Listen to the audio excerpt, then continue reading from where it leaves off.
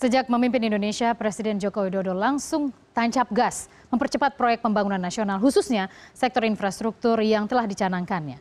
Kendati demikian, Presiden Joko Widodo dihadapkan pada tantangan ruang gerak fiskal yang terbatas. Sementara Presiden Bank Dunia, Yong Kim mengatakan, dalam 5 tahun ke depan, Indonesia memerlukan lebih dari 6.000 triliun rupiah guna menggolkan target pembangunan infrastrukturnya. Lantas seperti apa tantangan dan solusi atas pembiayaan infrastruktur Indonesia di mata Presiden Bank Dunia Yong Kim? Bagaimana seharusnya sektor swasta juga terlibat dalam pembangunan ini? Simak wawancara saya dengan Presiden Bank Dunia Yong Kim berikut ini. President Kim, thank you. Thank you for having me here. Okay. President Kim, talking about Indonesia's government under presidency of President Joko Widodo, they're aggressively boost the infrastructure agenda here. Mm-hmm. Do you see that Indonesia is on the right track now? Absolutely. Indonesia is very much on the right track. You know, Indonesia is starting off with a large deficit. We estimate that the required infrastructure investment is about $500 billion over the next 5 years. Indonesia's own resources from the government can cover only about a third of that. So I'm here to really talk about how we can reach that 500 billion with lots of, I think, very innovative approaches to crowding in the private sector to really make up for the other 2/3 of that 500 billion that we need to find. But I have been very impressed with the leadership of President Jokowi. And in fact, I tried to keep Ibu Ani, Sri Mulyani, the Minister of Finance, for as long as I could. I kept her for 2 years, but he has done such a great job that he was able to recruit away from me one of the best managing directors in the history of the World Bank Group. I just want to tell all the people in Indonesia, I'm not here to bring Sri Mulyani back.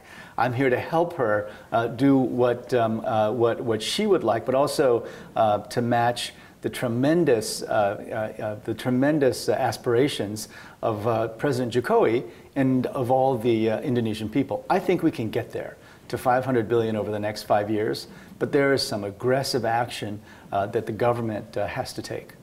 What should the government do to embrace the private sector, to involve the infrastructure agenda? Well, we were just in a session in which we talked about that. You know, the reform agenda is robust. The reform agenda, there are many legal structures that need to be changed, but also there's just a general attitude that has to be changed. You know, the state-owned enterprises in Indonesia are very important, and I think the state-owned enterprises also play a very important role. But what we're hearing from private investors is that it's impossible for us to get in and provide private financing because it's difficult to compete with the state-owned enterprises. You know, the state-owned enterprises should not be competing with the private sector. The state-owned enterprises should be filling holes that the private sector cannot fill. You know, Indonesia is in a great place because its debt to GDP ratio is very low. And also, we just learned this morning the percentage of its GDP that is taken by contingent liability. In other words, you know, payments that may have to be made later to other entities is less than 1%, 0.7%.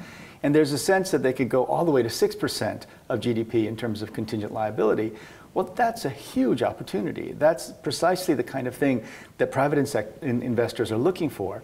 But right now, the regulatory environment is keeping many private sector investors out. And also the sense that even if they get in, the competition with state-owned enterprises will be such that it's not worth it for them. And that's too bad, because right now, there's a huge opportunity. You know, I was saying today that there's $8.5 trillion invested in negative interest rate bonds. In other words, when you give the European Central Bank or the Japanese Central Bank or the German Central Bank your money, you don't receive interest payments from them. You pay them to hold your money. $8.5 trillion, another $24 trillion in very low yielding government bonds, another $8 trillion simply in cash. They take 1,000-euro bills and stick them in underneath their mattress. I mean, this is really happening. That money is looking for a greater return.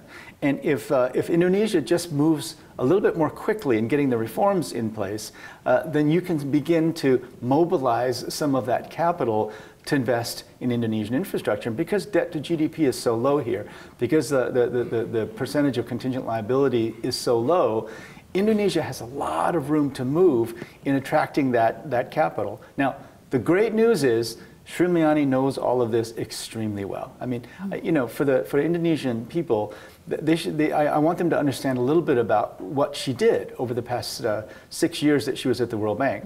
She traveled all over the world to look at how developing countries have solved problems in the most creative ways. So just in her head, she has so many ideas about how Indonesia could solve its problems. The important thing now is to bring those ideas to the table and start bringing that infrastructure financing that we know we can attract to Indonesia.